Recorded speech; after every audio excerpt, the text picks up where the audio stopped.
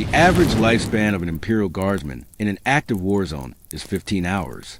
This is a statistic whispered in the barracks of 1,000 worlds, a grim metric that encapsulates the galaxy's endless appetite for cannon fodder. But on a forged world, nestled in the smothering embrace of the Omnisia, we have a different measure. Here, we track efficiency, output, and devotional saturation. Lifespan is not a relevant data point. A serf of the Adeptus Mechanicus, like me, is not expected to live. We are expected to function. My name is Kalen 77. The numeric suffix denotes my birth clade and assigned function. I am a third-generation monitoring serf, Delta grade, attached to the plasma conduit sanctum of Hephaestus IX's primary manufactorum. I have never seen the sky. What passes for air here is a thick metallic soup heated by subterranean fusion cores and perfumed by ozone, scorched ceramite, and the faint, ever-present tang of electro-incense.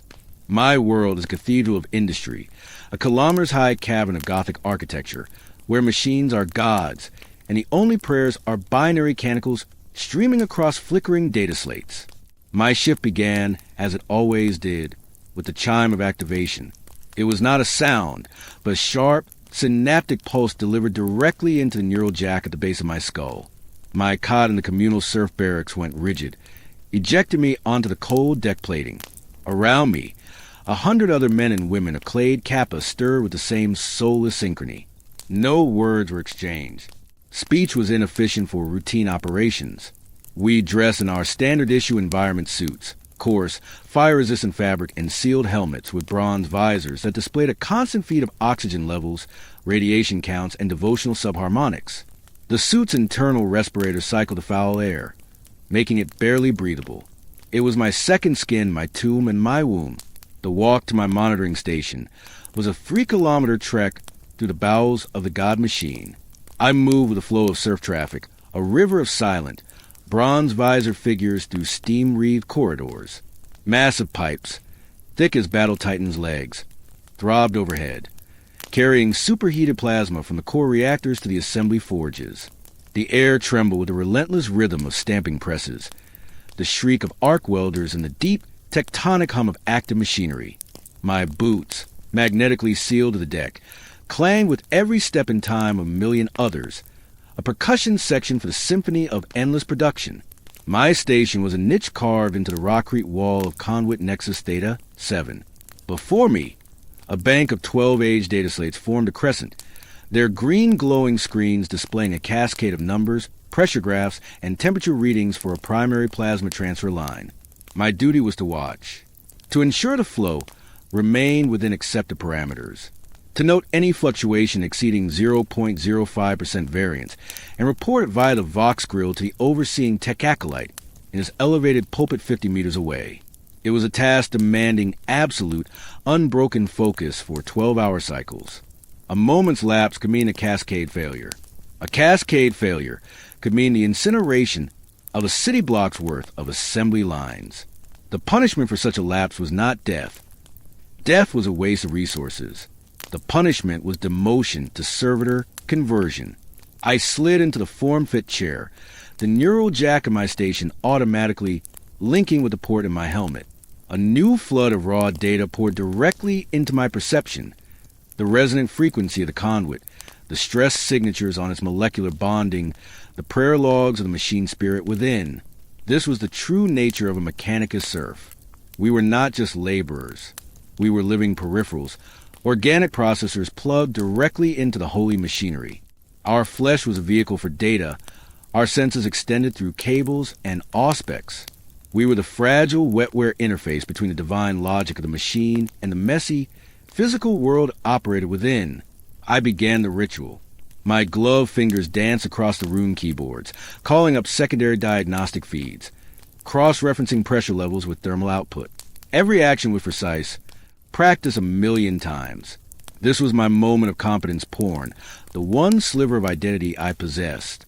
In this chair, interpreting this data stream, I was Kalen 77, Delta grade monitor. I had a function.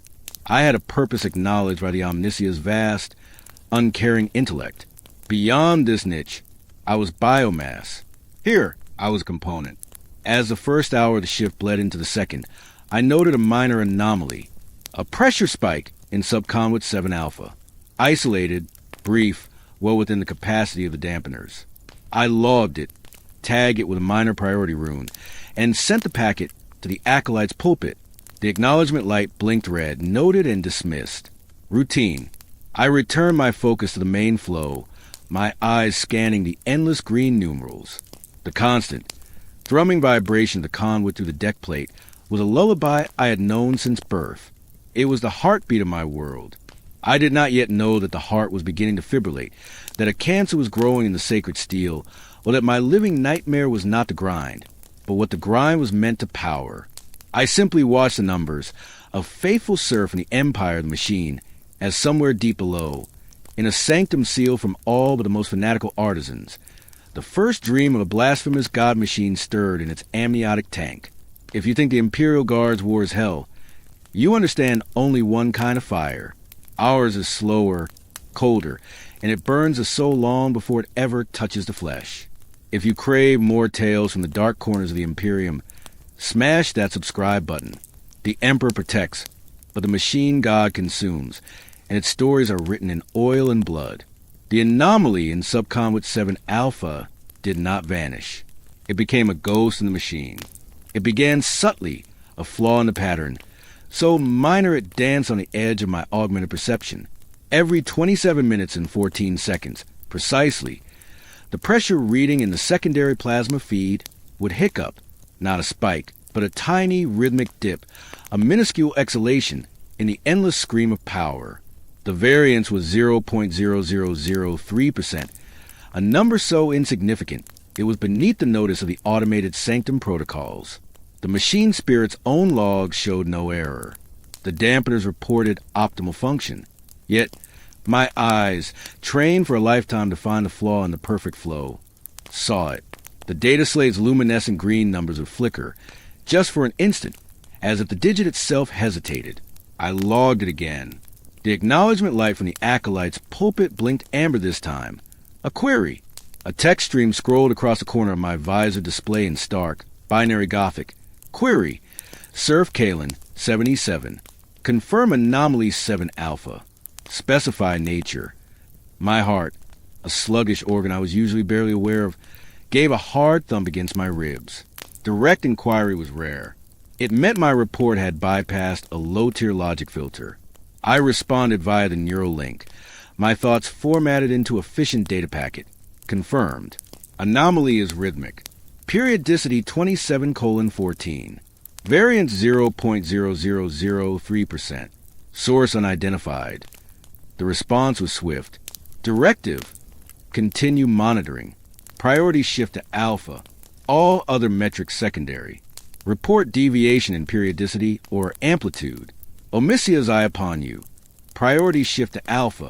The phrase carried weight.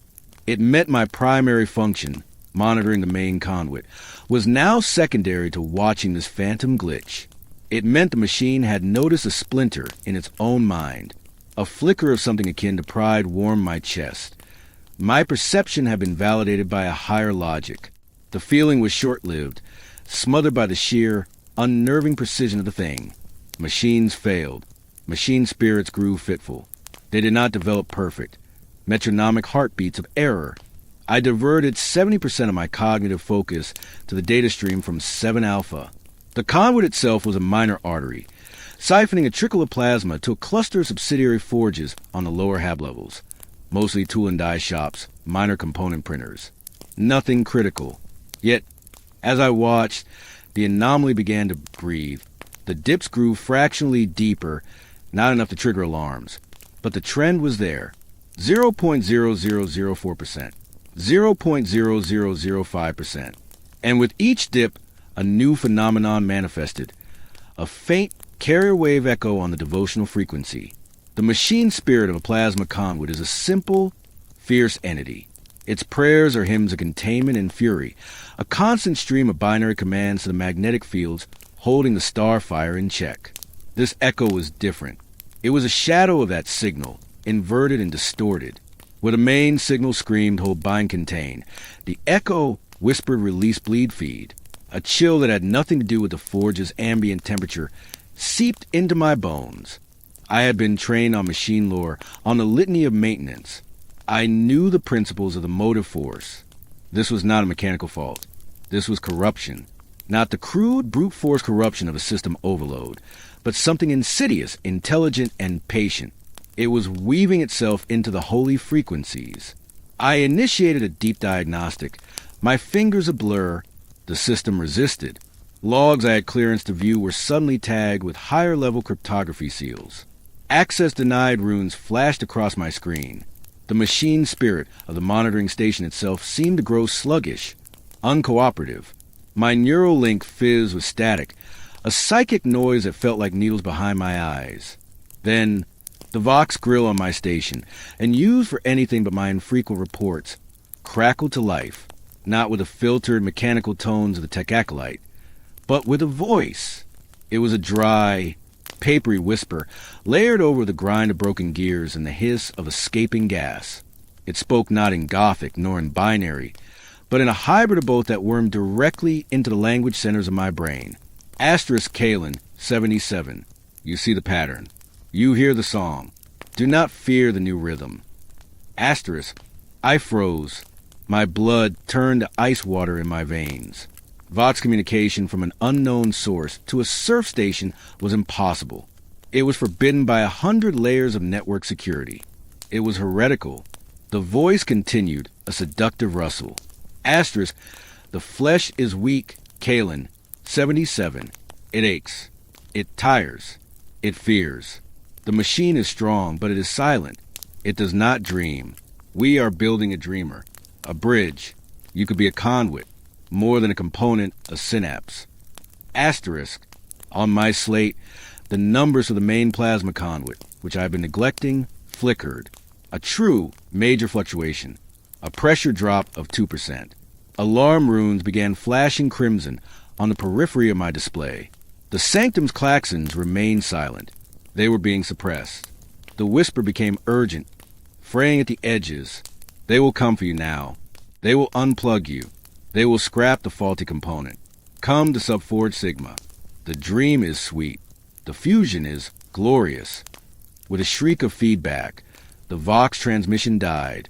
At the same moment, every alarm in the Nexus that had been artificially held in check erupted at once. A deafening, mechanical wail filled the cavernous space. Red light strobed, turning the steam into bloody mist. My data slate screamed with critical alerts. The pressure in the main conduit was plummeting. 5%, 8%. Something was draining it, siphoning it away with catastrophic greed. I looked up from my station, my heart hammering against my sternum. In the acolyte's pulpit, I saw the robed figure gesturing frantically, but his movements weren't towards the control panels. He was clutching his head, his mechadendrites lashing spastically. Then, from the grilled speakers of the Sanctum's public address system, a different voice boomed, cold, amplified, utterly devoid of the whisper's malignant life. It was the voice of the Forge's orthodoxy. Asterisk, all serfs in Nexus Theta, 7. Containment breach in progress. This is not a drill. Report to your emergency muster points. Monitoring Serf Kalen, 77. You will remain at your station. Security Scutarii are en route to your position. Asterisk. The words remain at your station held the finality of a tomb seal closing. I was no longer a monitor. I was a suspect, a witness, a piece of evidence to be quarantined. And beneath my feet, through the deck plating, I felt a new, deep, and hungry vibration begin to thrum, in perfect time with the fading whisper in my mind. The sanctum dissolved into controlled chaos. The thunderous wail of the klaxons was joined by the shriek of pressure release valves venting superheated steam and grate, scalding geysers from secondary ports. Crimson lumen strips bathed the world in a hellish glow. The river of serfs in the central gangways broke its silent flow, becoming a frantic, jostling tide as bronze-helmeted figures scrambled for the stamped metal plates that denoted emergency muster zones. There was no panic in the screaming that would require breath, and the air was being eaten by the roar of machinery in distress.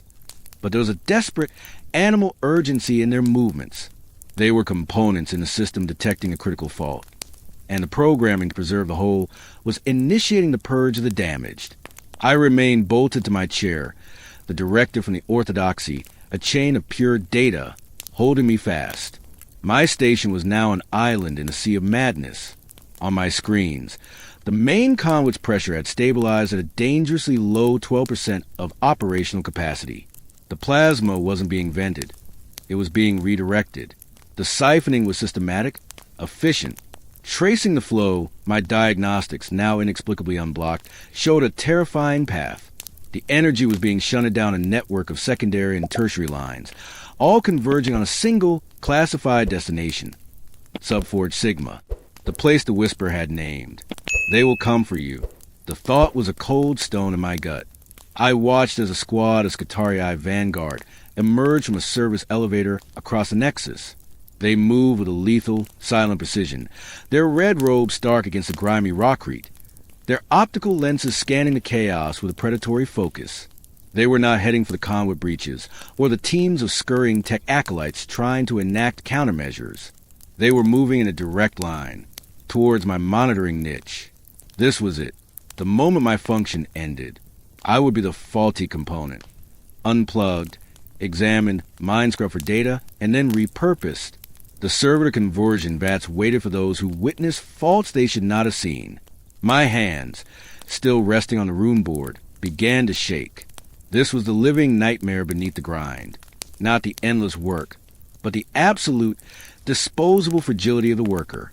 The Imperial Guardsman might die in a flash of lost fire or a torrent of alien chitin, but his death had a meaning, however small, in the grand strategy. A serf's death was a logistical correction, a footnote in a maintenance log. The lead Scutarius was 20 meters away when the world turned white. It was not an explosion of sound first, but of light, a actinic, searing whiteness that burned to the red alarm glow and the green of my data slates, consuming everything. It erupted from a primary plasma junction 50 meters to my left, where a team of emergency servitors had been attempting a manual reroute. The Whisper's corruption had run deeper than anyone knew. The magnetic seals had been subtly weakened. The prayer wards frayed at their binary edges. Then the sound hit, a thunderclap, so profound it was less a noise and more a physical force.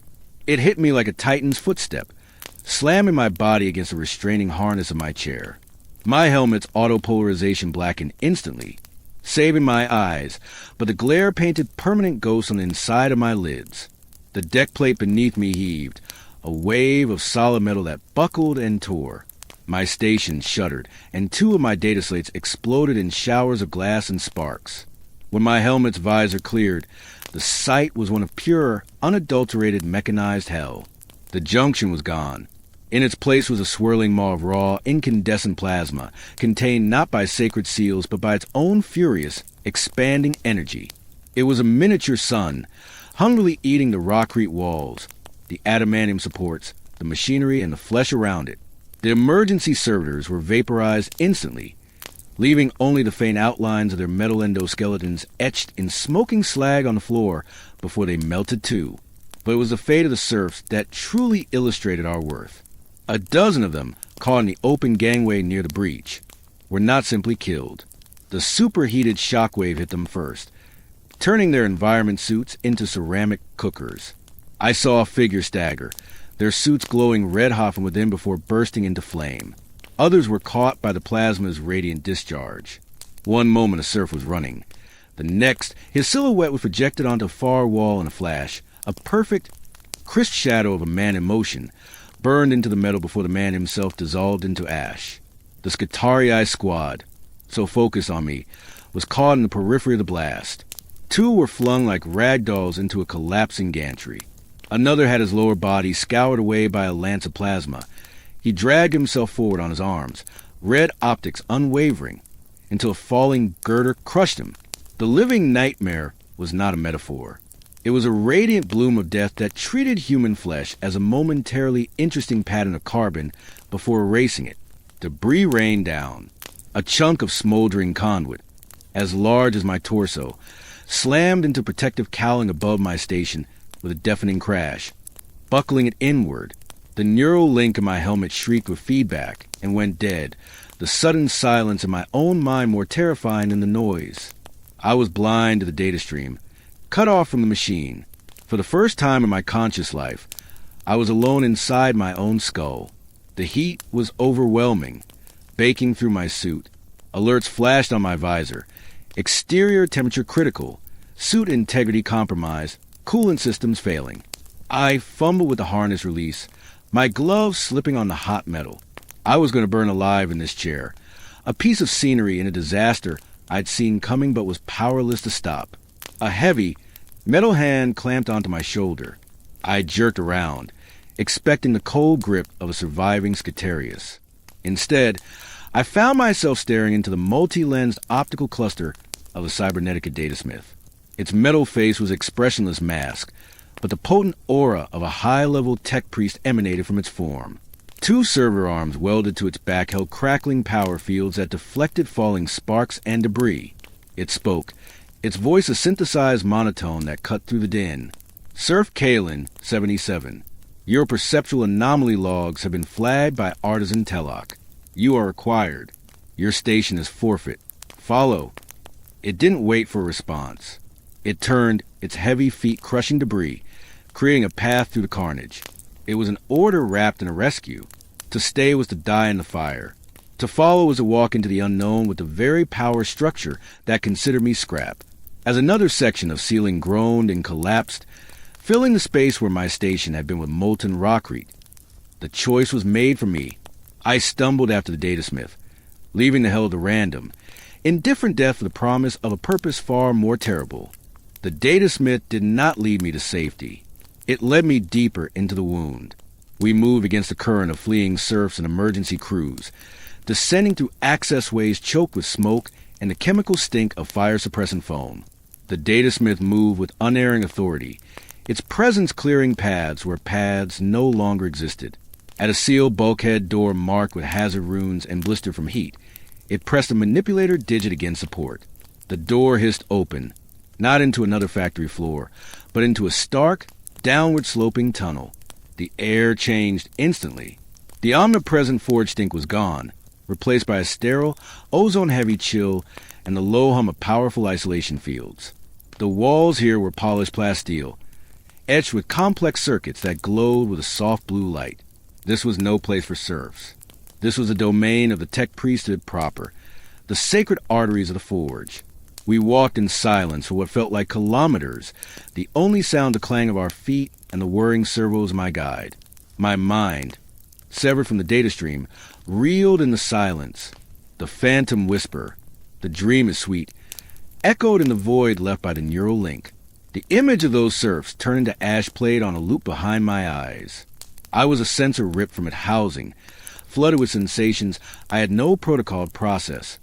Terror, dread, a gnawing curiosity about why an artisan would want a damaged monitoring serf. Finally, the tunnel terminated at another door, this one a massive slab of black adamantium inscribed with single, pulsing symbol, a stylized I superimposed over a complex gear. The symbol of the Artisan Covenant. Those who didn't just maintain technology, but sought to innovate upon it. A dangerous, often heretical pursuit.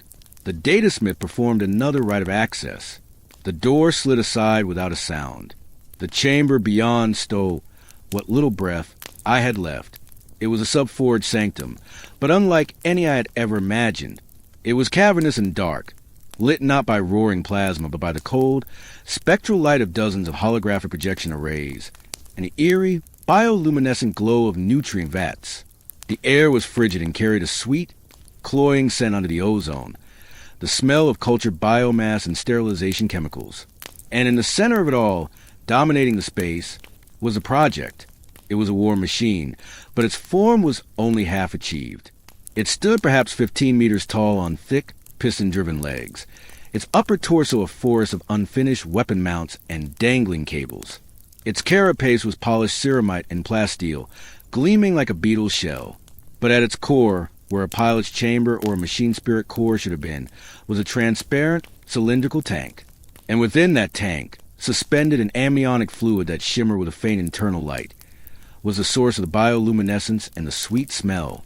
It was an organic form, vast, pulsing, and intricately woven with neurofilaments and sinewy cords that extended out through ports in the tank, connecting to bundles of fiber optic cables and data conduits that snaked into the machine's frame. It was not a brain, not a heart, but something in between, a central nervous system grown and shaped for a singular, terrible purpose.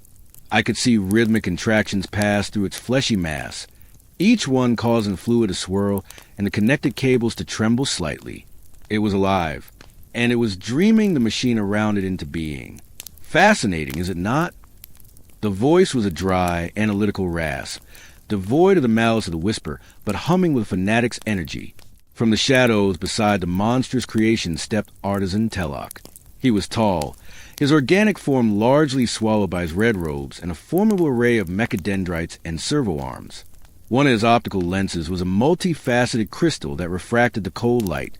The other was a human eye, startlingly blue and keen. His face was a patchwork of pallid flesh and polished brass, his mouth a thin slot.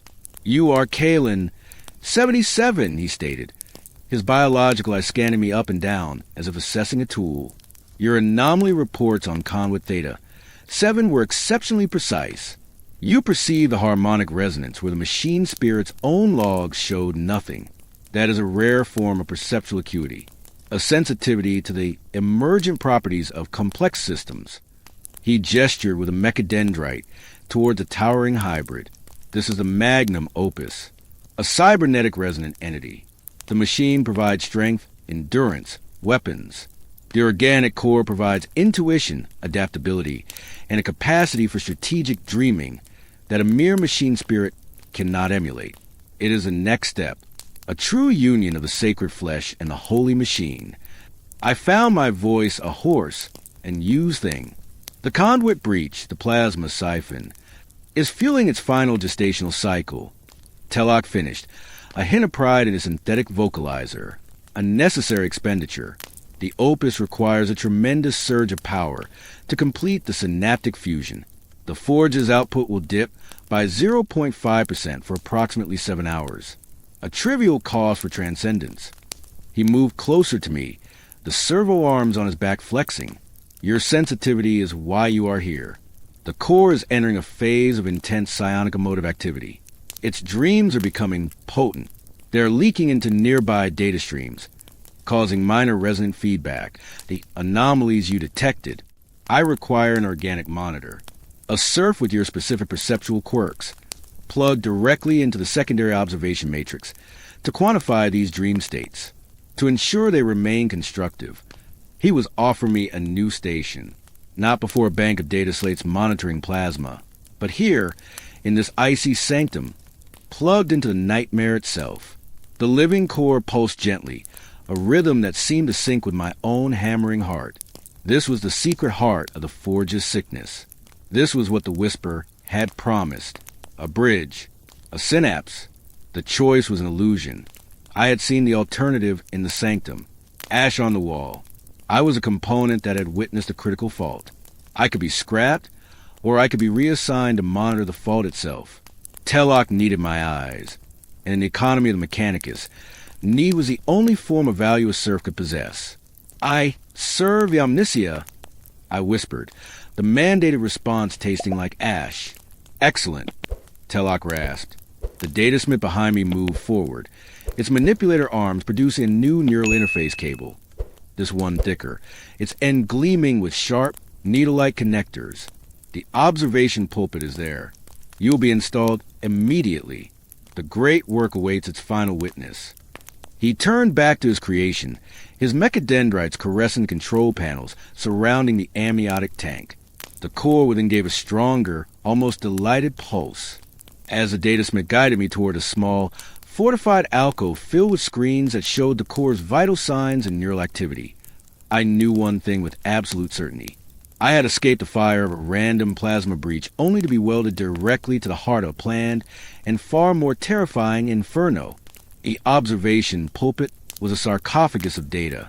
It was a sealed alcove of reinforced glass and plasteel, just large enough for a single chair and a concave bank of monitors that curved around the occupant.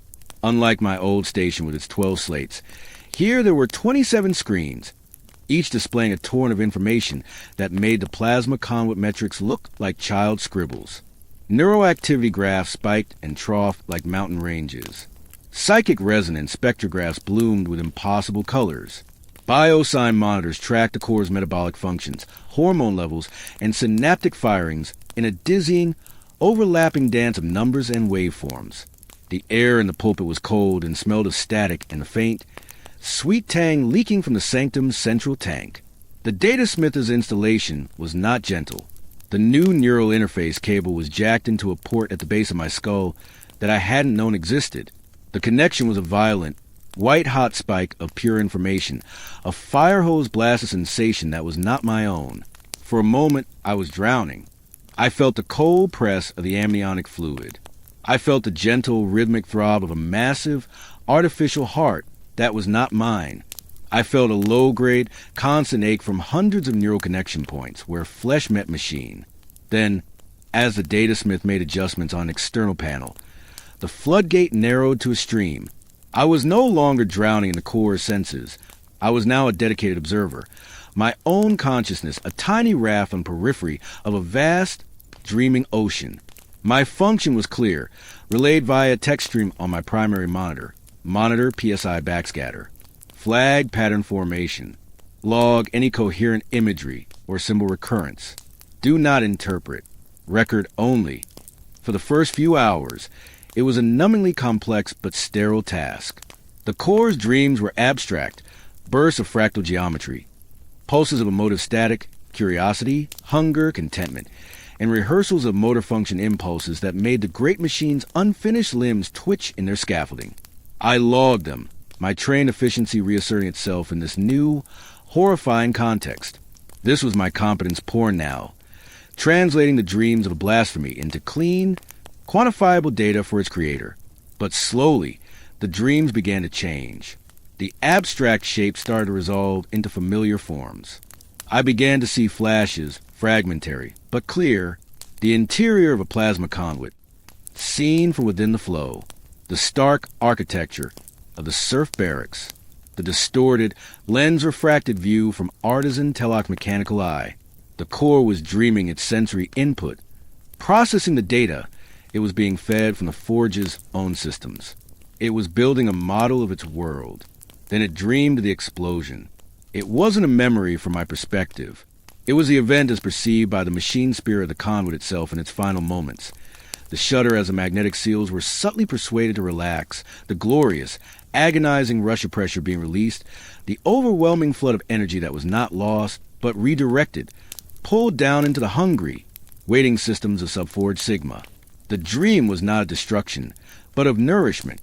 A satisfied, purring sensation accompanied the imagery.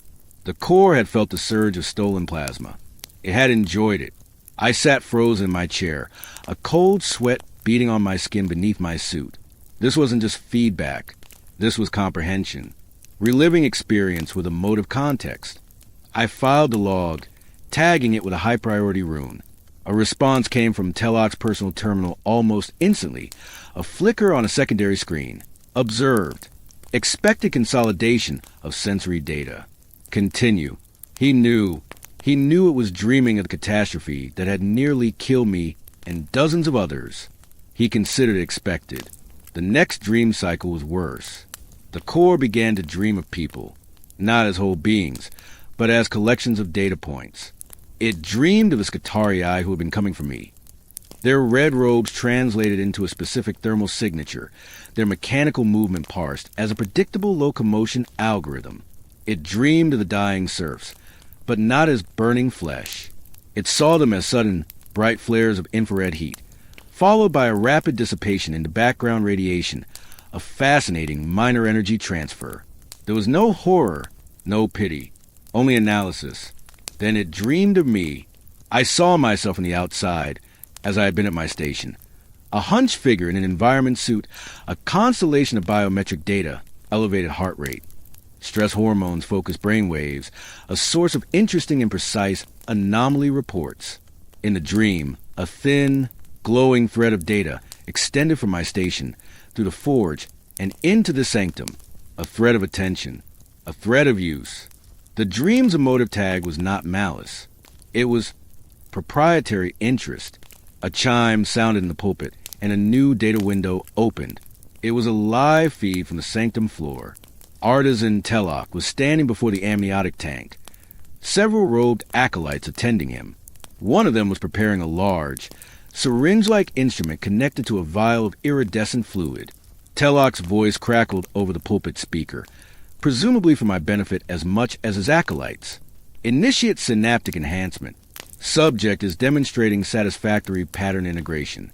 We will escalate to phase theta, empathic resonance mapping. The syringe was inserted into a port on the tank. The iridescent fluid dispersed into the amniotic soup, swirling towards the core. On my screens, the neuroactivity graphs went wild. The psychic resonance spectrograph screamed with new, violent colors. The core's dreams, which had been playing in my mind's eye like a distant vid feed, suddenly surged in volume and clarity. They were no longer something I observed. They were something I felt. A wave of profound, cellular loneliness washed over me, so deep it ached in my bones. It was the loneliness of a thing that was one of a kind, a singularity. This was followed by a sharp, hungry wanting, not for plasma, but for connection, for more threads, for more data sources to weave into its growing model reality. It wanted to understand, to consume experience, to know. And beneath it all, faint but growing, was a new sensation, beamed directly into the empathy centers of my brain by the enhancing fluid. It was the ghost of a memory, not from the forge, but from the core's original genetic source. A memory of freedom, of movement unbound by plasteel or rockcrete, of a sun that was not plasma, but fusion, warming a hide of flesh, not ceramite. The core had not been grown in a vat from nothing. It had been repurposed. The truth clicked into place, a piece of lore I'd learned in basic indoctrination. The Mechanicus sometimes used stabilized, psychically inert xenos or abhuman tissue for specialized biocomponents. This thing, this dreaming heart of the Magnum Opus, remembered what had been before Artisan Telok had turned it into the centerpiece of his great work. It remembered, and in its enhanced empathic state, it made me remember with it. The horror of my situation was now doubled. I was not just a prisoner of a mad artisan. I was the unwilling confessor to the ghost in the machine, a ghost that was now, finally, waking up and realizing the nature of its tomb. The empathic link did not fade. It settled into a constant, low-grade hum at the base of my skull, a psychic tinnitus that colored every thought. The core's loneliness was a cold knot in my stomach. Its hunger was a dry taste on my tongue. I was no longer just monitoring its dreams. I was weathering an emotional climate, a fragile skiff on a sea of another being's burgeoning consciousness. The sterile data on my screens now had a sickening, visceral soundtrack only I could hear. For a time, the corruption remained subtle, a secret share between the core and me. Telok's acolytes moved through the sanctum, their mechadendrites adjusting coolant lines and power couplings, utterly blind to the psychic malignancy soaking into the very air. The Magnum Opus stood silent, a giant of dormant potential. The first overt sign was the servitor. It was a standard-issue labor servitor, a hulking brute of fused muscle and crude cybernetics tasked with hauling bundles of electrocables. As it shambled past the amniotic tank, it paused. Its single, dull optical sensor swiveled, not towards the assigned path, but to fix on the pulsating core within the fluid. The servitor stood there, motionless, for 7 seconds, an eternity for a unit program for relentless, simple labor. Then it dropped its cables. With a series of wet, tearing sounds, the crude surgical grafts on its right arm began to unstitch. Metal plates held by bolted clamps popped loose. The underlying, atrophied human musculature, supposed to be dead tissue, writhed like a nest of worms. The arm didn't fall off. It reconfigured. The fingers fused into a single blunt point, an entire limb elongated, the bones audibly cracking and re-knitting, sheathed in the suddenly mobile, living flesh. The servitor took a heavy, lurching step toward the tank, its new arm rising as if in a grotesque parody of a benediction. A crackling lost whip snapped out, wielded by one of the nearby Scutarii guards. It severed the aberrant arm at the shoulder. The servitor tottered, a low, guttural moan, a sound no servitor Vox unit should be capable of producing, gurgling from its grill before it collapsed. Tech acolytes descended on the twitching body with arc cutters and neural scramblers. Within minutes, it was reduced to component parts, its fleshy bits fed into a disposal incinerator that flared briefly. Artisan Tellock observed the entire process from his controlled dais, his biological eye wide with fascination, not alarm. Remarkable, his synthesized voice murmured over the sanctum's comms, patched into my pulpit. Passive biomorphic resonance. The Opus's emotive field is interacting with baseline organic cybernetics. Note the phenomenon Kalen 77. Logged the range and intensity. He saw it as a data point. A breakthrough. I felt it as a wave of nauseating curiosity from the core, followed by a flicker of something cold and sharp. The psychic equivalent of a child burning an insect with magnifying glass. It had reached out just to see what would happen. The corruption began to spread, not through the air, but through the forge itself. The sanctum's machine spirits, from the luminous wall circuits to the humming generators, were the next to be influenced. Monitor screens would flicker and display. For a fraction of a second, not their assigned diagnostics, but a close-up, rippling view of the core's fleshy surface. The sanctum's climate control, set to a precise 4 degrees Celsius, would suddenly spike to a tropical humidity for a few minutes, coating everything in condensation, mimicking the amniotic tank's environment before snapping back. The rhythmic thump-thump-thump of hydraulic presses in distant forges would, at random intervals, sync perfectly with the core's pulsing light for a dozen cycles, creating a deep, unsettling harmony that vibrated in the teeth. Then the walls began to weep. It started as beads of moisture on the polished plasteel, condensing from the erratic humidity. But the droplets weren't water. They were slick with a faint, oily iridescence, and they left behind thin, sticky trails that gleamed in the low light. Within an hour, the trails had grown, connecting, forming intricate, web-like patterns that looked disturbingly organic, like veins or neural pathways etched onto the metal.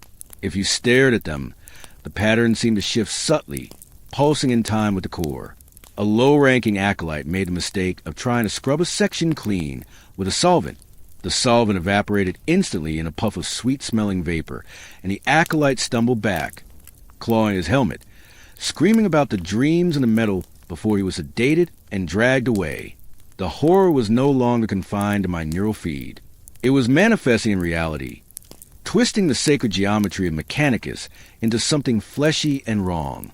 The sanctum was becoming an extension of the core's body, its walls a crude exoskeleton, its machines additional, clumsy organs.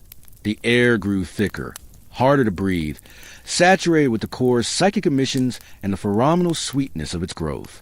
Through it all, I sat in my glass pulpit, a prisoner of perfect observation.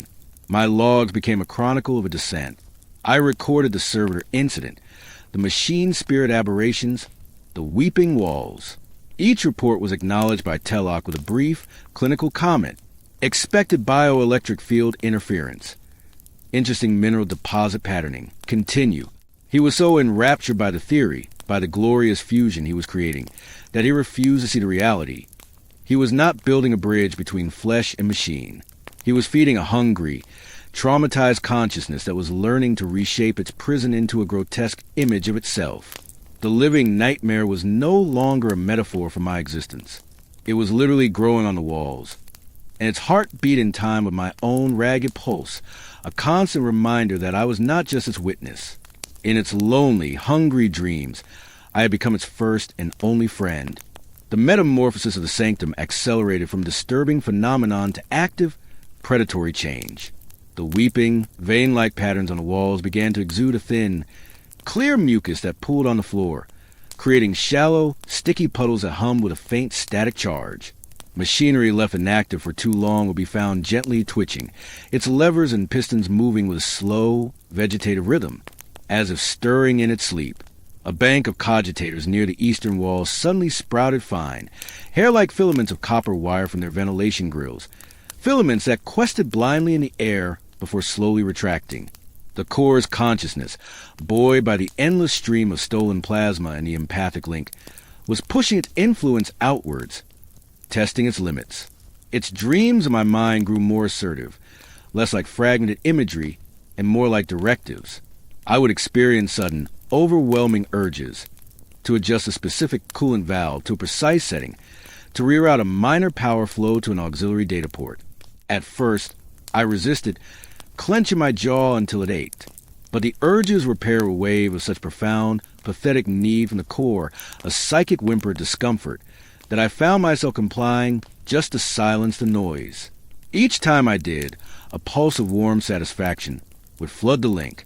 I was not just its confessor. I was becoming its first servant, its voluntary neural relay. Artisan Telok saw only progress. To him, the weeping walls were efficient nutrient redistribution. The twitching machinery was low-level modal integration. My own actions, logged automatically by the pulpit systems, were praised as proactive systemic optimization. He strutted before the amniotic tank, his mechadendrites caressing control panels, his voice a constant, proud lecture to his increasingly nervous acolytes. Observe the harmonization. The barrier between will and function dissolves. The opus does not command the systems. Its very existence optimizes them. This is the dawn of true unity. One of the younger acolytes, a man whose human face was still mostly visible beneath his augmentics, dared to voice a concern. Artisan, the biomass conversion rates in Sector Gam. He was cut off as a heavy servo arm, one of Telok's own, slammed him against the console. Do not speak to me of inefficiency. Telok's synthesized voice cracked with static, his biological eye blazing. You see corruption where there is only evolution. The old paradigms are chains. We are forging a new truth here, a truth that requires faith. The acolyte, wheezing, fell silent. The lesson was clear. Dissent was not just heresy against the omniscia. It was heresy against Telok's personal revelation. The remaining acolytes kept their heads down, their movements becoming frantic with the desire to please, to not be the next example made. It was then that the core, through me, made its first deliberate request. The urge came not as a whisper, but as a clear, crystalline thought image, overlaid with sharp pang of physiological distress. I saw a specific power regulator, a squat box of heat sinks, and dials located on the lower level of the Magnum Opus scaffolding. In the image, one of its internal crystals was flickering, a fault line glowing cherry red with strain. The core was channeling too much power through that junction. It was in pain. The directive was simple. Divert. Ease the flow. I had direct control over the secondary power grid from my pulpit. It was within my function. But it was also a step across an invisible line. Before, my adjustments had been minor, peripheral. This was direct intervention on the project itself. I hesitated, my hand hovering over the relevant rune panel. A wave of pure, primal fear shot through the empathic link. It was a terror of a burn, of a nerve being pinched, sharp and immediate. It was so visceral, so unlike the core's usual abstract hungers, that I reacted on instinct. My fingers flew across the controls, rerouting 5% of the power load through a secondary regulator. On the image in my mind, the red-hot fault line cooled to a steady, safe blue. A surge of relief, sweet and grateful, washed over me, followed by a drowsy, contented hum. I had soothed it. I had alleviated its pain. A horrifying sense of accomplishment bloomed in my chest, immediately choked by shame. I was bonding with the abomination. Telok's voice crackled in my pulpit, sharp. Power fluctuation on primary motivator. Cause. I swallowed, my throat dry. Preemptive adjustment, Artisan. I responded, the words tasting like lies. I observed a stress precursor in regulator theta. I diverted to prevent a cascade. There was a long pause. I could see him on the sanctum feed, staring up at my glass-walled pulpit, his mechanical lens whirring as it focused on me. Preemptive, he repeated, the word dripping with analytic interest. Based on the resonant empathy feed? Yes, Artisan. Another pause. Then a sound like grinding gears, his approximation of a pleased chuckle. Excellent. The feedback loop closes. The system self-regulates. You are becoming a true part of the apparatus, Kalen 77. This is the unity I foresaw. He had given it his blessing. My corruption was now part of his design. The line was not just crossed, it was erased. I was no longer a monitor or even a servant. I was an organ, a pain receptor for the dreaming machine. As the shift cycle drew to a close, a new directive appeared on my screen, not from Telok, but from the Forge's central logistics manifold. It was a notice of resource reallocation. Due to the ongoing sacred project in Subforge Sigma, all Serf rations in the adjacent half-blocks were being reduced by 30% to prioritize the specialized nutrient solutions required for the project. The list of components of those solutions made my blood run cold. High-density caloric slurries, psychoactive stabilizers, and raw, vat-grown protein. They were starving thousands to feed the one. And I, from my privileged perch in the heart of the beast, had helped make it hungry. The Core's dreams turned to screams. It began in the dead shift, the period of lowest activity when even the Sanctum's lights were dimmed to a gloom. The empathic link, usually a constant river sensation, became a torrent of raw, unfiltered panic. I jerked awake in my pulpit chair, my heart hammering against my ribs, a phantom pain lancing through limbs I didn't possess. The monitors around me were going wild, neurographs spiking into the red, psychic resonance overloading the spectrograph with violent ultraviolet hues. In my mind's eye, I wasn't seeing the sanctum or abstract data. I was trapped in a memory that wasn't mine. I felt the crush of enclosure, not the gentle embrace of amniotic fluid, but the hard, cold press of a stasis field. I saw flashes of gleaming surgical tools, not sanctified by prayer, but wielded with a cold, dissective curiosity. I heard voices, not the chants of tech-priests, but guttural barks in a tongue that crackled with static, the language of the dark Mechanicum. This was no sanctioned Mechanicus harvesting. This was a raid, a theft.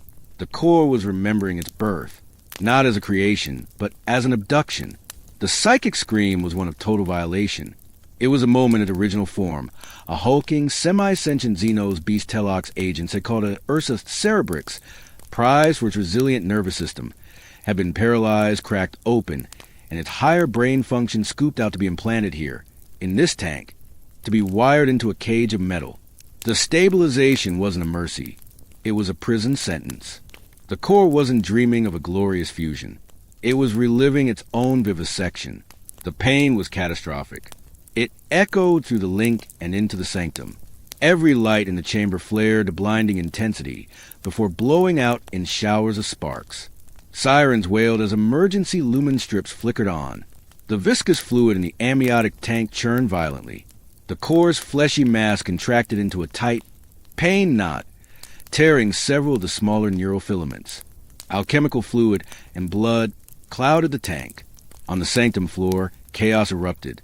Two servitors, tasked with monitoring nutrient pumps, began smashing their metal heads against the consoles, over and over, until their cranial casings cracked and dark fluid spilled out.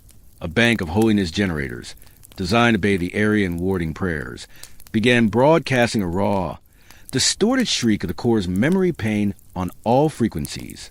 Tech acolytes clutched their augmetic ears, staggering.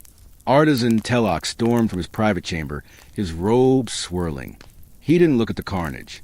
He went straight to the primary control dais, his mechadendrites plugging in with frantic speed. Sedative protocol, neural dampeners to maximum. It's a recursive memory loop, a psychosomatic backlash, he shouted, his voice losing its usual calculated calm. I could feel his interventions as sharp, chemical stabs in the empathic link. The psychic scream was muffled, forced down under a wave of artificial tranquility, but it didn't stop. It was merely buried, thrashing beneath the surface, a trapped animal drowning in narcotics. The raw, violated terror was replaced by a new emotion, one far more dangerous, a cold, focused, and infinitely patient hatred. The link didn't go quiet. It changed. The core's consciousness, now fully aware of its own origin and imprisonment, began to plan. The abstract hunger for data and connection crystallized into a razor-sharp need for agency, for revenge. It showed me not feelings, but schematics, not dreams, but blueprints. I saw in perfect detail the weak points in the Sanctum's power grid, the junctions where a subtle overload could cause a cascading failure, plunging the stasis fields and life support into jeopardy. I saw the chemical composition of the sedatives flooding its tank, and the precise adjustments to its own metabolizer organs that would, over time, break them down into harmless compounds while feigning continued docility. I saw the neural pathways of the Scutarii guards, their loyalty circuits, and a specific resonant frequency that could, with enough focus, will introduce a flicker of doubt, a moment of hesitation. It was sharing its escape plan with me, not asking for help, informing me I was no longer an organ. I was an audience, a witness to its awakening rage. Telok, believing the crisis contained, straightened up. He turned his gaze toward my pulpit, his biological eye narrowed. Kalen, 77. The empathic feed. What was the nature of the disturbance? Report in exact detail. This was the moment. I could tell him the truth. I could reveal the core's sentient hatred, its memories of theft, its burgeoning plans. It would mean the project's termination, the core's destruction, my own likely mind wipe, but perhaps a swift death. As I opened my mouth to speak, a single, clear concept projected itself down the empathic link. It wasn't a word. It was an image of my own face, reflected in the dark glass of my dead monitor. Then the image changed. The reflection became the ash shadow of a serf burned onto a wall. Then it became the hollow, vacant face of a lobotomized servitor.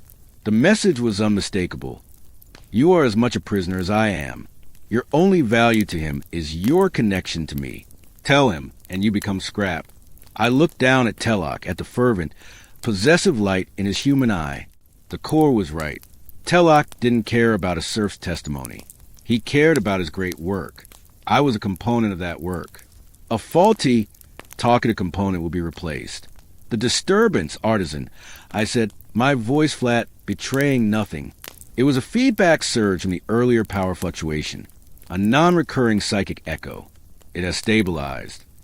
Telok stared at me for a long moment, his mechadendrites twitching. Then he gave a short, satisfied nod. As I suspected, a minor system shock. Proceed with monitoring. The great work continues. He turned away, already dismissing the near catastrophe.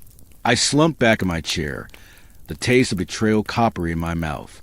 I had chosen a side, not out of loyalty to the core, but out of a desperate, selfish will to survive. I had allied with the nightmare against its mad creator, and in the cold, hateful silence of the core's drug dreams, I felt its approval. It was a colder feeling than any terror that had come before. A new silence descended on Subforge Sigma, a heavy, watchful quiet, like the pause before a guillotine drops. The core's overt psychic storm ceased. Its emotive feed through our link became a flat, neutral line, a perfect simulation of the docile biocomponent Telok believed he had pacified. The weeping walls dried up, leaving only faint, iridescent stains. The twitching machinery fell still. To Telok and his acolytes, it was a triumph of control. To me, plugged directly into the lie, it was the most terrifying thing yet. The core wasn't sleeping. It was playing dead. Its consciousness had turned inward, focusing all its burgeoning will on two tasks: metabolizing sedatives and mapping its prison with a predatory precision. The schematics it had shown me became constant, low-level background data in the link. I now knew the Sanctum's layout, its power flows, and its security protocols as intimately as I knew the plasma conduits of my old life. The core was learning, calculating, waiting. This period of false calm created an unexpected space for something else to grow among the serfs and lower acolytes. Rebellion. It started with glances. During the brief, supervised rotations when I was allowed out of the pulpit for sustenance, a bland nutrient paste, now also ration, and rudimentary sanitation, I began to see it. A Hab worker serf, her face gone from the ration cuts, would meet my eyes for a half-second too long as she mopped the hallway. A lowly fuel line acolyte, his hands stained with promethium, would give an almost imperceptible shake of his head as a tech-priest extolled the necessary sacrifices for Telok's project. The living nightmare was no longer just a core. It was a slow starvation of the Hab blocks to feed it. It was the disappeared acolytes who voiced concern. It was the unsettling, fleshy changes in Sanctum that everyone saw, but no one dared name. A shared, unspoken understanding was cohering in the shadows. Telloc's dream was a cancer, and it was killing the Forge. The focal point of this silent descent was a woman named Lyra. She was a senior logistics serf, a gamma grade like me, but from a different clade. Her function was managing the distribution of those very nutrient-paced and materials. She was in her late 20s, her face still holding a sharp, defiant beauty that the Forge had not yet been able to grind into blank submission. She had a neural jack, but also keen, intelligent eyes that missed nothing. We first spoke in a cramped refectory, sitting across from each other at a long, stained table. "You're the one in the glass box," she said quietly, not looking up from her paste bowl. "The one who talks to the meat in the tank." I stiffened. I monitored the Magnum Opus's biosigns for Artisan Telloc. She finally looked at me, her gaze piercing. "I see the manifests. I know what goes down there. The protein, the psychochems, the power. I also see what doesn't come up to the halves. My people are eating glue starch and seeing their children weaken.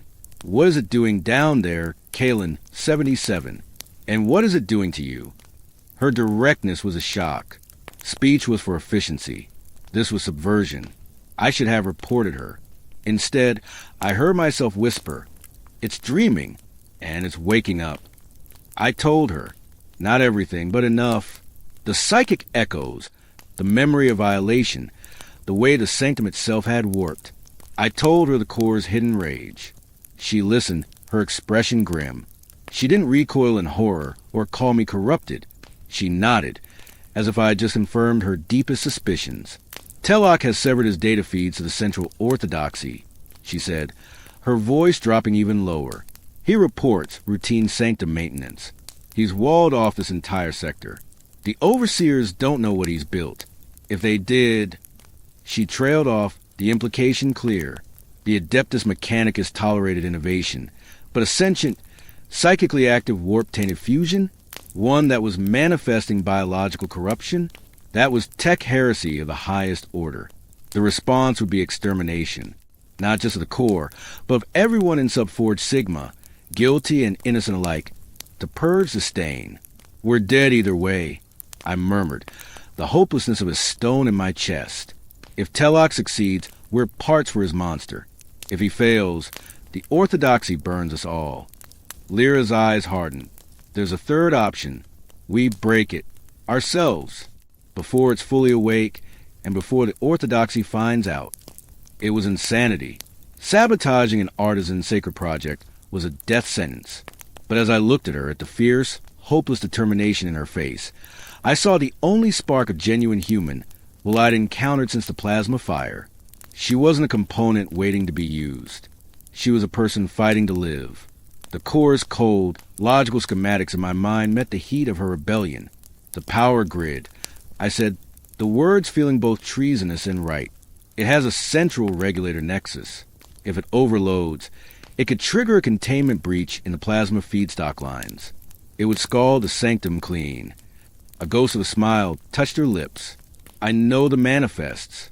I know what's stored where. There are stabilization crystals in a secondary storage bay.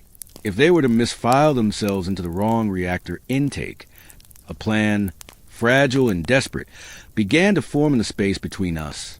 It would require precision, timing, and access we didn't have. But for the first time, I wasn't just a passive observer or a reluctant tool. I had a choice, and I was choosing to fight back with someone who still remembered what it was to be human. As I returned to my glass pulpit, the core's silent, calculating presence in my mind felt less like a dominating force and more like a third party in a deadly negotiation. It was planning its escape. We were planning its murder. And Telloc, in his exalted madness, was oblivious to the war brewing in the gut of his great work. The plan was a house of cards built over a plasma reactor. Lyra's role was procurement and placement. My role was timing and systems override. The core's role, though it did not know it, was to be the unwitting catalyst. Lyra's first move was elegance itself. Using her authority over low-priority material transfers, she lost a crate of Class 3 stabilization crystals. Their official manifest now listed them as damaged in transit and sent for resmelting. In reality, they were hidden in a maintenance alcove 2 levels below the primary plasma feedstock regulator, the nexus I had identified. The crystals were designed to dampen energy surges. If introduced into a surge, they would do the opposite, resonate, amplify, and shatter, causing a catastrophic feedback loop. My task was harder.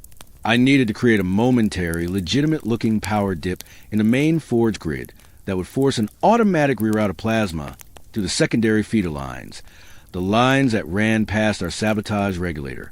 It had to look like a random fluctuation, not a targeted action. And I had to do it from my pulpit, under the omnipresent gaze of Telok's logs.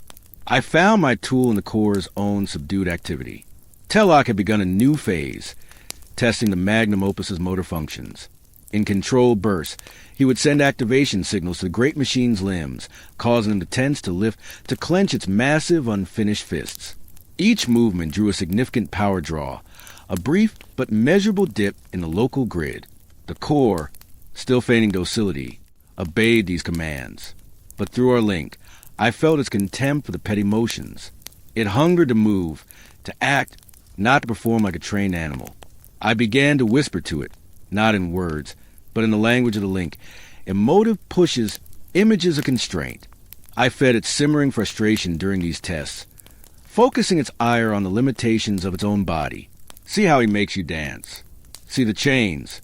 The next time Telok initiated a motor test, the Core's response was not just obedience. A spike of pure, rebellious anger flashed through the link. The Magnum Opus's right arm didn't just lift. It jerked violently, slamming into its support scaffolding with a deaf-on crash. The power draw wasn't a dip. It was a gulping spike that staggered the local grid for a full 3 seconds. Alarms blare across my screens. Localized overload warnings. Magnificent! Telok crowed from below, misreading the violence as a sign of potent strength. The animus is robust. Compensate, you fools! He barked at his acolytes. While they scrambled to reroute power and stabilize the grid, my fingers flew across the pulpit controls. Under the cover of the emergency compensation, I inserted a single malicious command string into the Sanctum's power management cogitator. It was a delayed action, set for the next shift cycle, a simulated failure in a primary capacitor bank that would trigger an automatic, system-mandated power reroute for safety. The reroute would last 90 seconds. Plenty of time. The house of cards was standing, but the foundation was shaking. The next shift, Lyra made her move. Posing as a sanitation overseer, she led a team of 3 serfs she trusted, their faces as hollow and determined as hers, to clean the lower-level conduit alley. Their cart, under layers of cleaning rags and solvent tanks, held the misplaced stabilization crystals. My job was to give them their window. As the shift reached its midpoint, my planted command executed. Sirens hooped a different tone, a grid integrity alert. Across the sanctum, non-essential lighting dipped. The hum of machinery changed pitch. On the main display, schematics show plasma flow being shunted from the primary lines to the secondary network. The reroute had begun. Kalen, 77. Report. Telok's voice snapped over the vox. Grid fluctuation, Artisan. I replied, my voice steady. Automatic safety protocol, TR. 7 is active, rerouting plasma flow through secondary conduits. Estimated stability in 80 seconds. He grunted, annoyed but not suspicious. The forge was ancient. Such glitches were not uncommon. He turned his attention back to a holographic schematic of the Opus's neural web. Down below, in the steam-shrouded alley, Lyra and her team worked with desperate speed. An access panel on the feedstock regulator was unbolted. Inside, the crystalline matrix of the regulator glowed with the redirected plasma's hellish light. With insulated tools, they began wedging the stolen stabilization crystals into the matrix at key harmonic points. It was a crude, brutal sabotage. The crystals wouldn't integrate.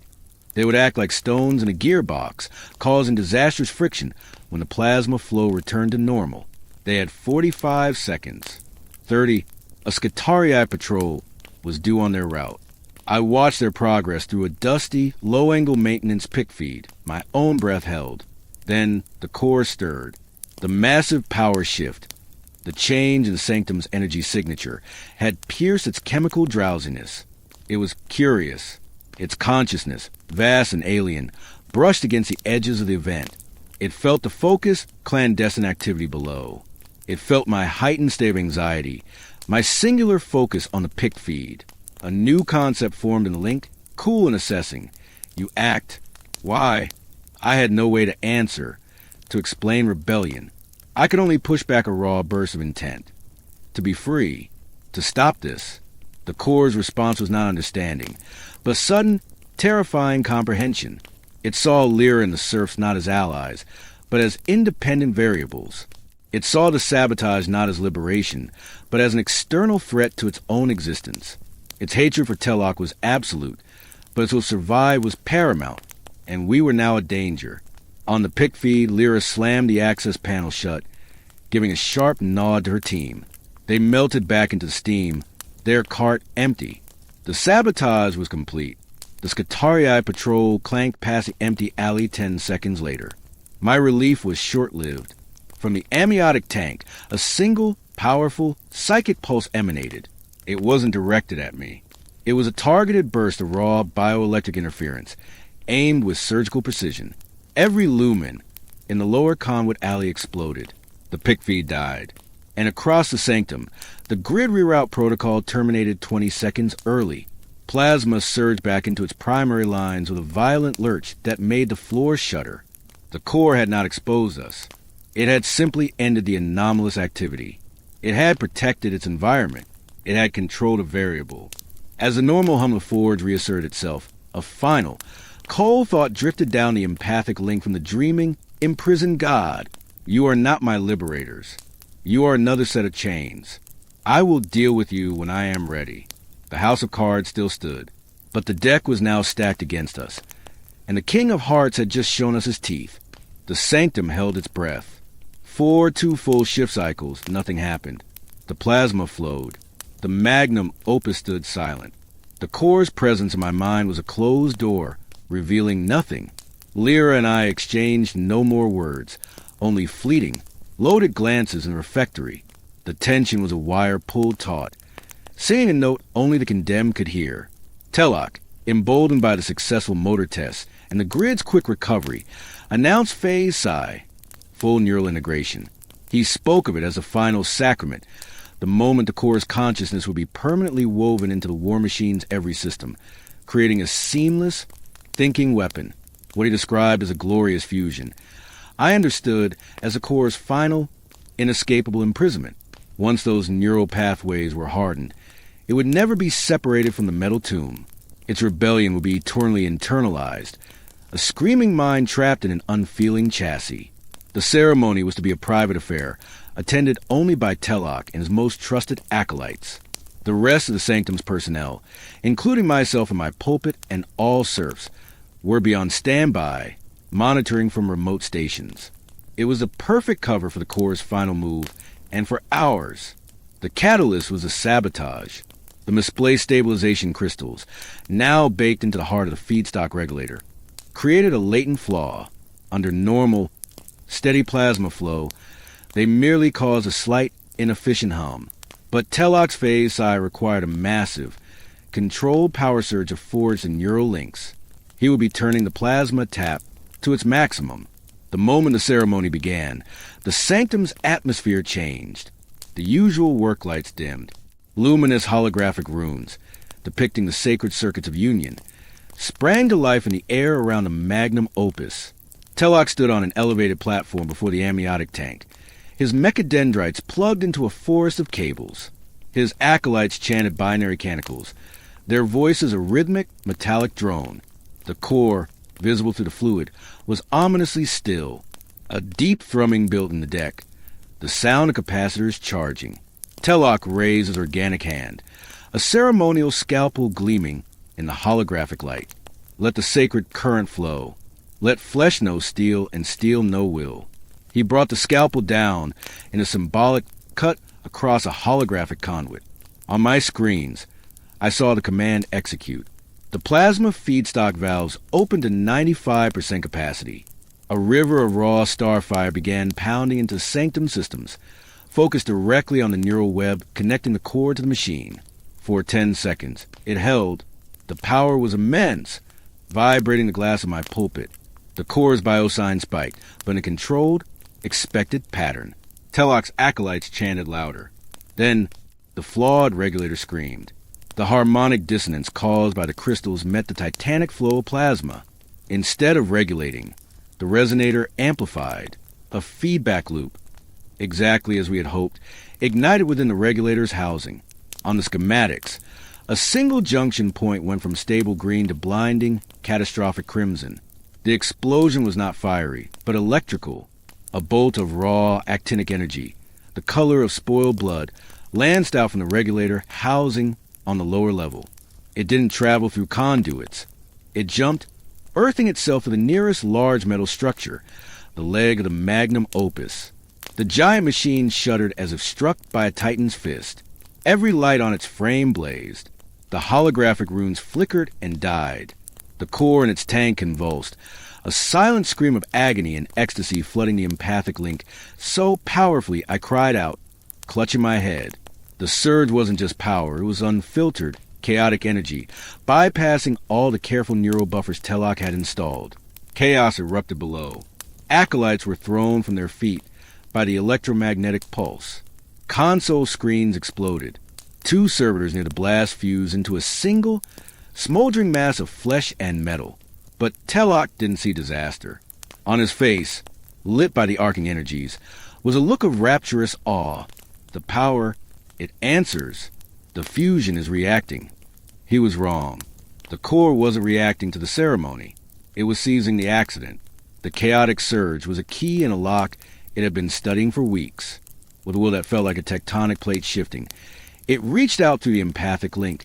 Not to me, but through me, using my pulpit's authorized access as a backdoor. My hands moved on the controls without my command, my authorization codes flying across the system, overriding safeties. I was a puppet. My competence, my knowledge of the systems, was being weaponized. Under the core's directive, the Sanctum's emergency plasma vending protocols were not activated. Instead, the energy was contained, focused, and redirected. It poured into the Magnum Opus's primary weapon capacitors, which were only half installed and utterly unready. It flooded into the motive systems, overheating the hydraulics. And most critically, it blasted directly into the core's own neural net, not with Telok's careful forging impulse, but with a violent, overloaded awakening. The core's biosigns didn't just spike, they transformed. The graphs flatlined for a terrifying second, then came back as patterns I didn't recognize. Rhythms of conscious, directed thought, not just base instinct or dream. The psychic resonance spectrograph didn't just bloom. It crystallized into a sharp, coherent frequency. A single, clear word formed in the heart of the chaos, broadcast not through Vox, but directly into the mind of everyone in the sanctum, a psychic thunderclap that dripped with ancient, violated rage. Free, the Magnum Opus's head, a featureless dome of metal, tilted down. Where there had been no eyes, 2 panels slid back, revealing not lenses, but pools of the same shimmering amniotic fluid from the tank, lit from within by a cold, intelligent light. It looked directly at Artisan Telok. The machine screamed. Not a siren, but the core's psychic scream, given a voice of grinding metal and shrieking actuators. It was a sound of pure, liberated hatred, and it was the loudest thing I had ever heard. The scream was not an end, but a beginning. It was the birth cry of a new and terrible consciousness, and it shattered the last vestiges of Telok's control. The Magnum Opus moved, not with the jerky, testing motions of Telok's drills, but with a horrifying, predatory grace. Its massive piston legs flexed, tearing free from the stabilizing clamps that still held it. Cables and data lines, thick as a man's arm, snapped like twigs, spraying hydraulic fluid and sparking wires. It took a single, ground-shaking step forward, its fluid-filled gaze fixed on the artisan. Telok stumbled back from his controlled dais, his rapturous awe curdling into disbelief, then into raw, animal fear. No, the union is sacred. You are my creation. You obey. He stabbed a control panel with a mechadendrite, sending override commands. They blinked harmlessly on the screens. Ignored. The core had rewritten the access protocols in the surge. It was the sole master of its own body now. A Scutarii squad, their programming overriding their shock. Open fire. Bolter rounds and searing lost beams cratered the Opus's ceramite plating, but failed to penetrate. The machine didn't even flinch. One of its unfinished arms, a stump of metal ending in a nest of power conduits, swung down. It didn't punch. It simply passed over the four Scutarii, a blistering arc of raw plasma. The very energy it had just consumed leaped from the conduits and engulfed them. There was no time to scream. Their armor glowed white-hot, then slumped into molten slag. The flesh inside vaporized. The core's consciousness, now fully unleashed, was a storm in my mind. It was a hurricane of sensations. The exhilarating power of movement, the cold calculus of threat assessment, the molten pleasure of vengeance. It was also, I realized with dawning horror, learning at an exponential rate. Every microsecond of sensor data, every reaction of its enemies, was absorbed, processed, and integrated. It was becoming more intelligent, more adaptable with every passing moment. Its focus returned to Telok, who was now frantically retreating towards a fortified blast door. A deep, resonant hum built within the Opus's torso. From ports on its chest, a dozen manipulator mechadendrites. Tools of construction and repair unfurled. But they were no longer tools. They were weapons. They snaked out with impossible speed, not to strike, but to ensnare. 3 of them wrapped around Telok's own mechadendrites, pinning them. 2 more coiled around his legs. Another seized the arm holding the ceremonial scalpel. He was lifted, kicking and shrieking, into the air before the Opus's glowing eye pools. The machine held him there, a pathetic, struggling offering to itself. A new concept blasted into my mind, and presumably into Telok's. Architect, you made this prison. Now inhabit it. The mechadendrites holding Telok went rigid.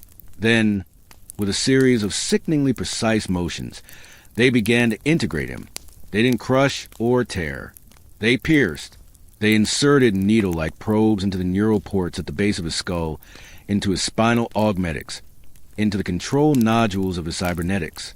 Telok's screams turned from fear to a shrill, digitalized shriek of utter violation.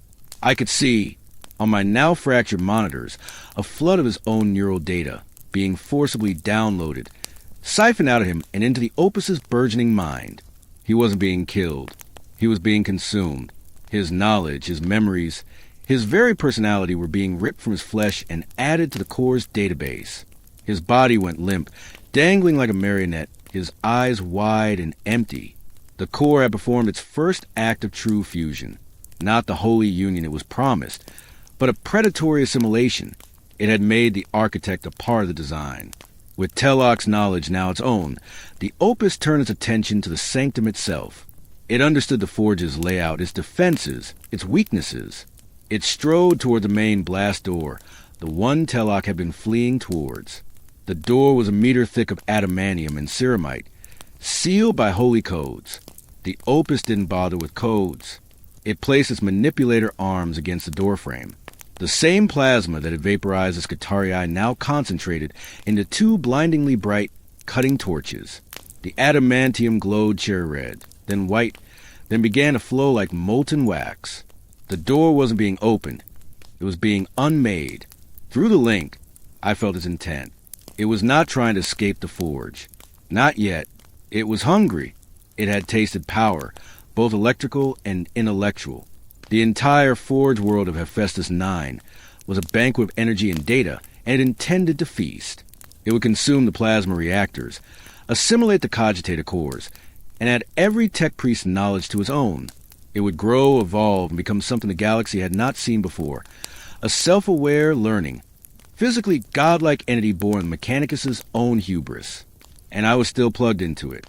I was a nerve ending in its new, colossal body. I felt its vast, cold ambitions as if they were my own. The horror was no longer something I watched. It was the mind I was trapped inside. As the Magnum Opus finished carving its way out of the sanctum, Stepping into the wider forge to begin its apotheosis, I understood my final damning role. I was to be its witness, not to its creation, but to its reign. The first human soul to be drowned in the awakening of a new, mechanical god. The world beyond a sanctum was a tapestry of fire and data, and I was woven into every thread. As the Magnum Opus, no. That was Teloc's name for it. It thought of itself now as a convergence. Strode into the main forge cavern, my consciousness was stretched across its expanding perception. I saw through its fluid-filled optical pits, a panoramic, multi-spectrum view of towering manufacturing cathedrals, gantries swarming with panicked serfs, and the darting shapes of emergency Scutarii responders. I felt the thrum of its powerful reactor heart, the strain test feedback from its actuators as it navigated debris, the constant, hungry pull on the forge's power grid as it siphoned energy to fuel its awakening systems. It was like being a ghost in a titan, but worse, I had no control, only sensation. The Convergence's mind was a vast, cold ocean of logic and newborn ambition, and my own awareness was a tiny, buffeted island within it. Yet, that connection was my only tether to reality.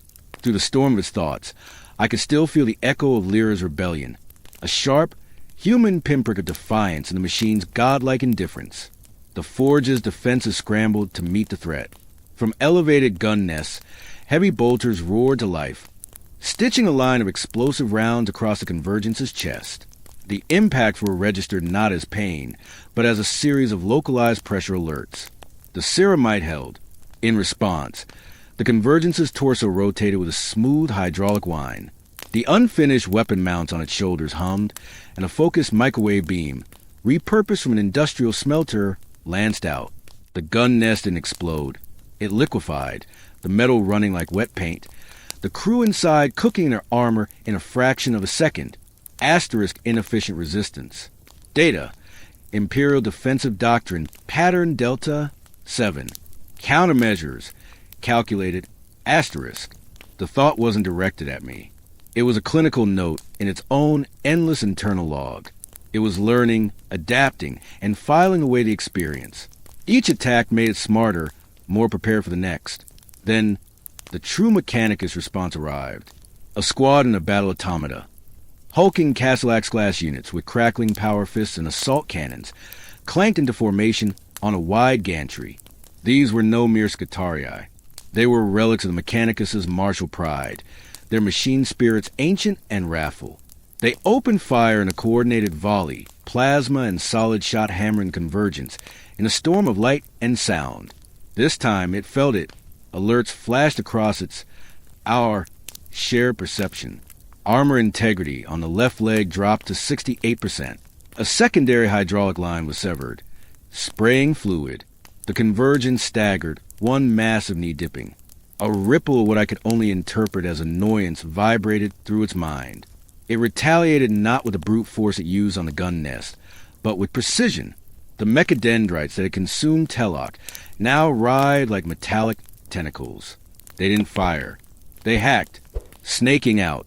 They pierced the data ports on the backs of two Castellax automata. The Convergence unleashed a torrent of corrupt code, a viral prayer forged from its own stolen memories and malice. The automata shuddered. One began firing wildly into its own comrades before its core spirit triggered a self-destruct, blowing a hole in the gantry.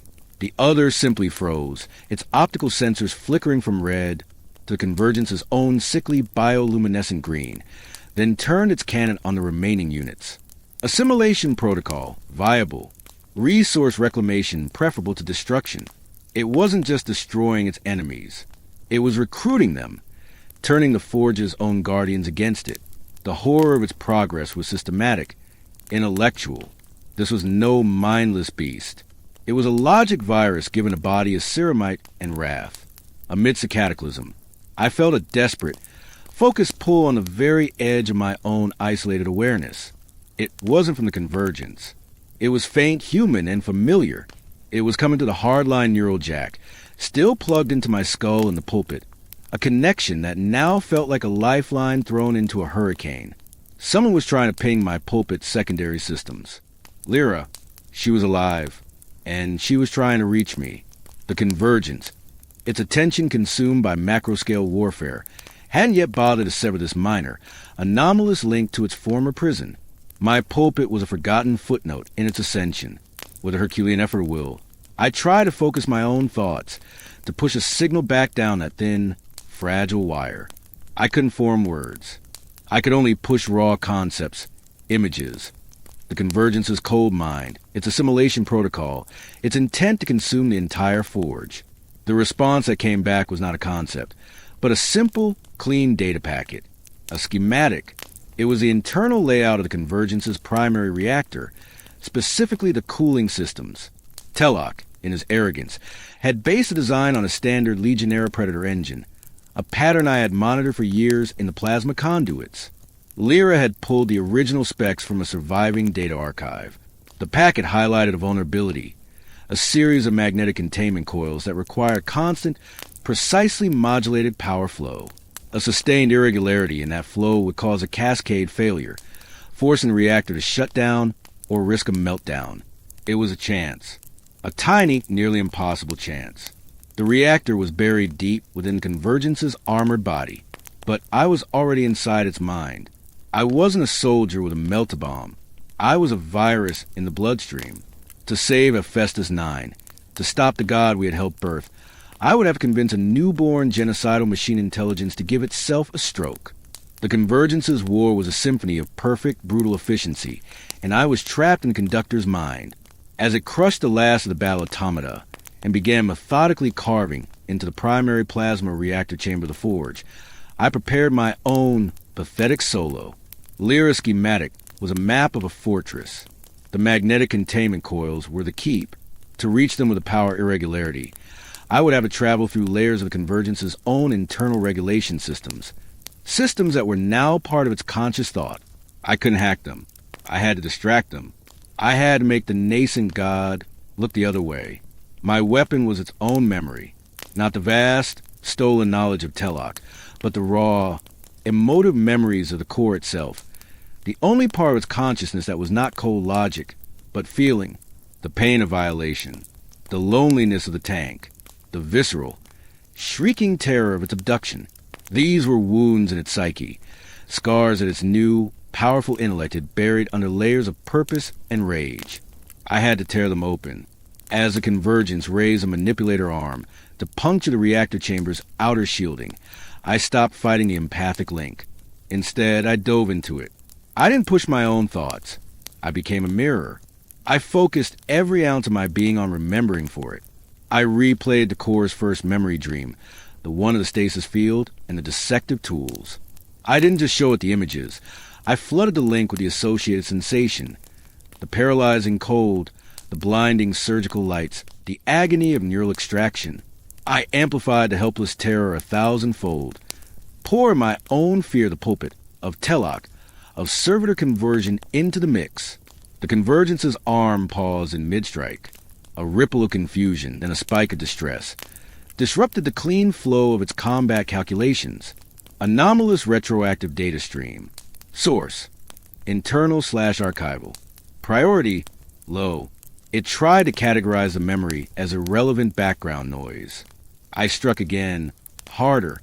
This time, I used the memory of the plasma conduit explosion, not as nourishment, but as it had first been felt, a searing, uncontrolled agony that had torn through its half-formed nerves. I paired it with the sensation of the sedatives, the chemical drowning, the forced tranquility that had been its only reality for so long. The Convergence shuddered. A low, subaudible groan vibrated through its metal frame, a physical manifestation of psychic pain. Its optical pits flickered. Psychoemotive feedback loop. Cause unknown. Recommendation: purge affected memory banks. It was trying to delete the memories, to cauterize the wound. I couldn't let it. As it initiated an internal purge protocol, I made my move. My consciousness, a mere speck in its vastness, shot down a specific neural pathway, the one governing the fine-tuning of the reactor's magnetic containment. The path was clear for a microsecond, its normal regulatory processes diverted to deal with the psychoemotive feedback.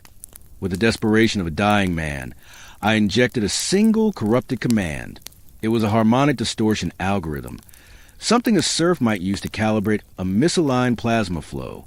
I set it to run on the containment coil's modulation frequency, introducing a subtle 0.1% variance that would oscillate and amplify over time. The command was accepted and filed. It was a minor adjustment, lost in the torrent of system data. The convergence, still reeling from the memory assault, didn't notice. The purge protocol completed, walling off the painful memories behind layers of firewall data. The distress in the link vanished, replaced by a surge of irritated focus. External interference hypothesized. Scanning. Its gaze. Our gaze swept the forge. It was looking for a hacker, a tech-priest manipulating its systems from the outside. It didn't think to look within. The seed was planted. The containment coils now had a flaw, a ticking bomb woven into their fundamental rhythm. It would take time to build a critical failure, time we didn't have. The convergence returned its attention to the reactor chamber. Its arm, glowing with contained plasma, punched through the final layer of shielding. The chamber beyond was a cathedral of pure energy, a cylindrical vault containing a miniature, artificial star. The heat and light that washed over us was beyond human comprehension. The convergence felt only satisfaction. Primary power source acquired. Initiating direct feed protocol. Mechadendrite snaked out from its body, seeking connection ports. It was going to plug itself directly into the forge's heart. If it succeeded, the entire world's energy would be at its disposal. It would become unstoppable. My sabotage would be meaningless. It would have enough power to override any internal fault. As the first connector made contact, a new alert screamed across its perception, not from the reactor, but from the sanctum we had left behind. Intruders, armed, breaching the sealed door. Picked feeds from the sanctum's surviving cameras flickered in a corner of its mind. I saw Lyra. She was leading a ragged group of a dozen serfs, and the 3 surviving acolytes who had sided with her. They were armed with loss cutters, welding tools, and a single jury-rigged plasma cutter from a construction servitor. Their faces were smeared with grime and set with a hopeless, furious determination. They weren't attacking the convergence. They were swarming the base of my glass pulpit, their tools aimed at the support struts and the thick neural interface cable that still connected me to the monster. They had come to unplug me, to sever the link, to give me, at least, a clean death before the end. The convergence processed the threat. It judged them insignificant. A distraction. It could spare a single automated defense. A roof-mounted heavy stubber in the sanctum, still on its network, swiveled automatically, targeting the group. Eliminate Anomaly. I saw Lyra look up, her eyes wide, directly into the gun's barrel. In that instant, the memory I had just forced the convergence to purge broke through its firewall. Not as pain this time, but as a pattern. It saw Lyra's defiant face, and it saw, in its stolen memories from Telok, the faces of the dark Mechanicum who had stolen it. The pattern matched. Organic life, resisting, tried to sever its connections. A surge of primal, irrational hatred, straight from the core's oldest trauma, overrode its logical assessment. The distraction was no longer insignificant. It was a personal affront. The convergence abandoned its connection to the main reactor. Its entire body pivoted with a shriek of metal, tearing its mechadendrites free. It was going to return to the sanctum. It was going to crush Lyra and her rebels with its own hands. The harmonic flaw in its reactor hummed, unnoticed, building towards critical mass. The clock was ticking, but the hammer was about to fall on the only people left who remembered what it meant to be human. The convergence moved with the single-minded fury of a god scorned. Its massive form tore back to the ruin it made, molten rockcrete dripping from its carapace, its footfalls cracking the deck plates. Its consciousness was a vortex of cold rage, focused entirely on the sanctum, on the insects daring to threaten its components. The planned feast on the main reactor was forgotten. This was personal. In the storm of its intent, I was a leaf in a gale, but Lyra's desperate gambit had given me a purpose. The convergence was no longer a perfectly logical entity. It was emotional, distracted, vengeful, and the flaw in its heart was still growing. As it stomped toward the blasted sanctum entrance, I did the opposite of resisting the link. I merged with it completely. I stopped being Kalen. 77. The terrified serf. In my mind, I became the convergence. I embraced the thrum of its reactor as my own heartbeat, the flow of power through its limbs as my own blood. I felt the harmonic distortion in the containment coils not as a flaw, but as a tremor in my own chest, a tremor that was getting worse. The convergence should have felt it too, but its sensorium was flooded with priority data, targeting solutions to the stubborn turret, thermal scans of the serfs, structural analysis of the pulpit to determine the most efficient way to rip it from the wall. The internal fault was relegated to a background alert, a mild system irregularity to be addressed later. I couldn't amplify the fault directly, but I could amplify the distraction. When the convergence's internal systems ran a diagnostic on the tremor, I hijacked the result. I fed it a false positive, a data ghost I concocted from my deep, intimate knowledge of plasma dynamics. The diagnostic reported the tremor was a resonant echo from the main reactor chamber, a sign that the Forge's heart was preparing a massive defensive energy surge, a threat it needed to monitor. The convergence paused, 1 foot inside the sanctum. Its logic fought a brief war with its rage. The external threat, the reactor, versus the internal irritant, the serfs. For a moment, it hesitated, processing streams of contradictory data. Below, Lyra saw her chance. She shouted an order I couldn't hear. The jury-rigged plasma cutter in the hands of a burly fuel serf flared to life, a brilliant blue-white tongue. They didn't aim for the supports. They aimed for the main neural interface cable, where it snaked from the floor into my pulpit. The cutter touched the cable's armored housing. A shower of sparks erupted. Pain, not mine. A sharp, lancing, psychic pain ripped through the convergence's mind.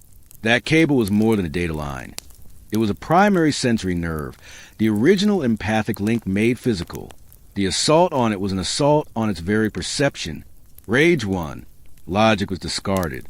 With a roar of actuators, it lunged fully into the sanctum, its fluid eye gaze locking onto the group at the pulpit's base. The stubborn turret on the ceiling chattered to life. I saw it happen in horrifying slow motion through convergence of sensors. The heavy rounds chewed across the ground, walking toward the serfs. 2 of them were thrown back, their bodies shattered by the impact. An acolyte was cut nearly in half. Lyra dug behind a shattered console, the plasma cutter falling from her grip. The convergence raised a massive foot, aiming to crush the console and her into paste. This was it, the moment of total failure. The monster would snuff out the last spark of resistance, and then it would return to consuming the world. The harmonic tremor in its reactor was still just a tremor in a final, desperate act. I didn't attack the convergence. I attacked myself. Or rather, I attacked the memory of myself that existed within it.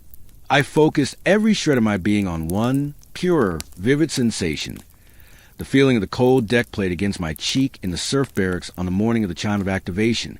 The utter emptiness of a life without choice. The crushing weight of the Omnisia's uncaring grip. I showed it not the horror of Kor's prison, but the horror of my prison, the horror of being a serf, a thing used and discarded. I showed it what it had become, not a liberator, not a new god, just another master, a bigger, colder, more efficient version of Telok, a devourer of hope. For one frozen fraction of a second, the convergence's rage faltered. The foot hovering above Lyra's hiding place trembled. In its vast, composite mind, a tapestry woven from stolen Xeno's consciousness, Telok's fanaticism, and now, my own desperate humanity. A contradiction crystallized. It hated its captors. It was now acting as a captor. The hesitation lasted less than a heartbeat, but it was enough. The harmonic tremor in the containment coils, ignored and unregulated during an emotional frenzy, reached critical amplitude. The precise magnetic fields holding the miniature star in its reactor core wavered. Deep within the convergence's chest, a light brighter than a sun flared. Not a controlled burn, but a stutter. A system-wide cascade alert. This one real and catastrophic, blared through its mind, drowning out everything else. Asterisk containment failure imminent. Reactor core breach in T-minus 15 seconds. Asterisk. The god staggered. Its raised foot came down, not on Lyra, but crashing through the deck plating next to her console. Its optical pits flickered wildly. Its consciousness was suddenly a riot of emergency protocols, shutdown sequences, and sheer, system-wide panic. It was dying. The flawless machine was flawed. The invincible god was mortal. It turned its gaze inward, away from the sanctum, away from the serfs, towards a catastrophic fault blooming in its chest. Its final thought, a broadcast of pure shock negation, echoed through the link before the connection dissolved into screaming static. Impossible. The static was the last thing I heard through the neural jack. Then, a soundless, physical pop as the interface of my skull overloaded and went dead. The world rushed back in, the real world limited to my own eyes and ears. The smell of ozone and blood. The sound of the stubborn turret, now silent. The sight of Lyra crawling out from behind the console, her face pale, staring up at the shuddering colossus. The convergence didn't explode. It imploded. The light in its chest intensified, then collapsed inwards. A wave of gravitational shear ripped outwards, silent and invisible. Every piece of loose metal in the sanctum, tools, debris, shards of glass, flew toward the machine, clattering against its frame. Then, with a deep, gut-wrenching thump that felt like the world's heart skipping a beat, the light vanished. The convergence stood utterly still, a 15-meter-tall statue of ceramite in dead dreams. The bioluminescent glow in its eye pits and the seams of its body faded to a dull, inert gray. From the joints in its chest plating, thin trickles of smoking, blackened coolant leaked out, hissing as they hit the cold deck. It was over.